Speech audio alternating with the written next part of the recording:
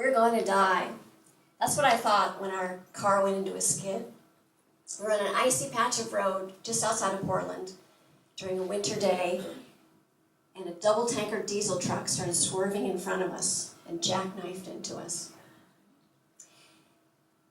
The car was a fraction of its former width, but somehow we got out completely intact, my husband and I.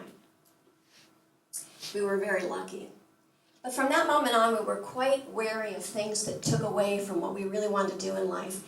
Those ever-expanding list of wants that kept us in cubicles under fluorescent lights doing things that we didn't want to do. We wanted to make a plan for something else. So as two longtime sailors, we decided to pay off our house and buy a boat and take off and see the world. And because we didn't have a lot of money, it was a small boat. Actually, in fact, it was so small that my husband couldn't stand up in it, much like in here. But we didn't need a lot of money. We lived on less than $50 a day because we enjoyed this great show that nature puts on every single day for free. So we spent our days in this beautiful tropical water. We spent time in caves swimming. Caves swimming with little shrimp nipping at our toes and floating past fluorescent fish that were flowing through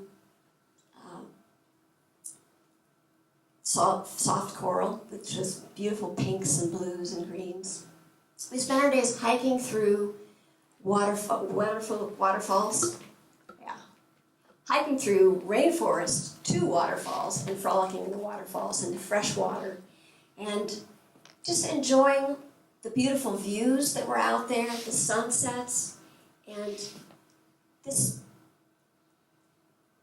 show that nature puts on if we only stop to take a look and notice. We became quite connoisseurs of waterfalls. Waterfalls are pretty nice, actually, for cleaning off when you're grubby after being sailing a bit. So it was a pretty nice life. It wasn't always cocktails in the companionway and in the cockpit. We spent some time with local folks whose lives hadn't changed in more than 3,000 years. And they didn't have all these modern conveniences that we have. They didn't have the iPhones and all these things that we call necessities, but they seemed pretty happy.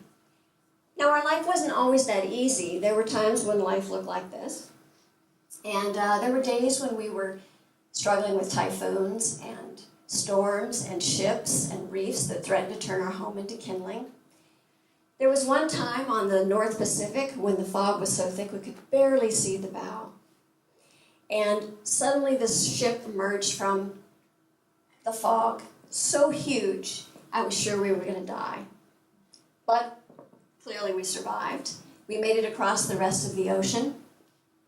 And if you told me before we left that I was going to do all these things, face storms and typhoons and ships and so forth, I wouldn't have believed you.